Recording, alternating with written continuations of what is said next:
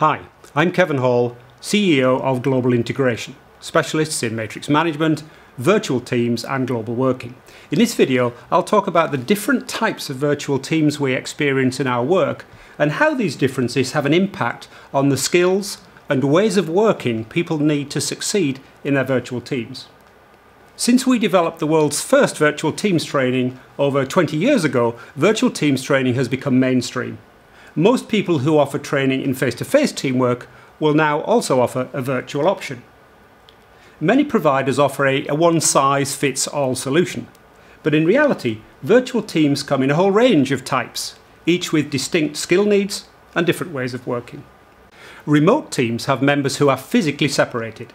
The skills here include the ability to create communication and engagement through technology and to build trust, relationships and visibility when working remotely. Matrix teams work across different functions and members typically report to different bosses. Here, cross-functional working, accountability without control and multiple bosses are the norm.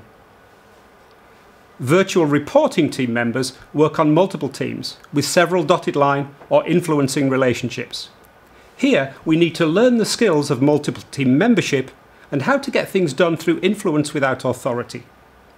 Global or international teams face the additional complexities of working together across different national cultures and time zones.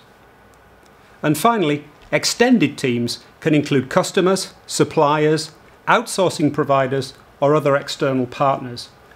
As well as all the other challenges of virtual team working, here we also have to take into account different corporate cultures and commercial considerations. Many virtual teams in real life, of course, have a mixture of these challenges, so your virtual team training needs to reflect the complexities of your particular context. It's easy to see that the needs of a global matrix team, including customer representatives, will be very different from one where people from the same function and organisation work together remotely within a single country. Because of this, virtual teams training needs to be tailored to the needs of your specific team or organisation. This doesn't need to be a long process if you work with someone who has capability in all of these areas. But beware of standard solutions. Virtual team training is also not just an old-fashioned face-to-face team training program plus a short session on using communication technologies. When you get to this level of complexity, the rules of leadership and collaboration do change. As an example, many traditional programs assume that teamwork is the answer to everything. In working with complex global virtual teams, teamwork is one of the most complex ways of getting things done. True teamwork requires synchronous working. That is, for people to be available at the same time, if not in the same place. This can be very difficult to achieve across time zones and can be very expensive if you require face-to-face meetings. As a result, one of the most positive things we can do with virtual teams is to be really clear where they don't need to be a team in order to cooperate, and where empowered individuals or sub-teams can carry out the work. As another example, in matrix teams, having multiple bosses means that competing goals and controls can be a challenge. This can lead to unnecessary micromanagement and lack of trust. In most virtual teams, communicating through technology is the norm, and we need to build the skills to both use the technology and to create engaging and participative online meetings and other forms of communication. Virtual team working is not just business as usual. It requires a significant change in the way we lead people and cooperate with colleagues.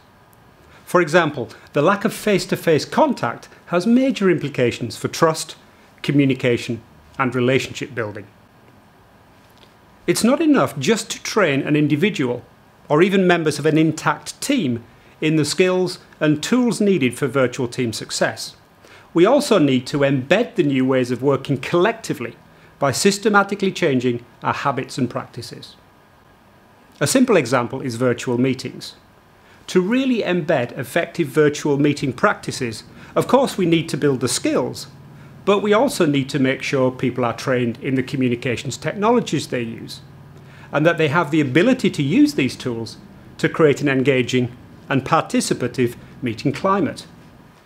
We need to be clear about how to run effective virtual meetings and adapt our routine meeting agendas and practices to match. We also need to change the way we manage things like visibility and networking, which often happen for free in traditional face-to-face meetings. This sounds like a fairly simple example, but it's extremely hard to change meeting behaviours systematically. Many of our larger clients spend hundreds of millions of dollars per year on travel and hundreds of millions more on unnecessary meetings. They know how to run great meetings in theory, but in reality, their meetings are poor. Success is not about what we know, but about what we do in practice every day. Making a systematic change in our ways of working across our managerial and professional populations is a major change project with significant business returns. If you'd like to find out more about how to change both the individual skills and the collective ways of working of people in your virtual teams, please get in touch through our website at www.global-integration.com and we'll put you in contact with one of our specialists. Good luck.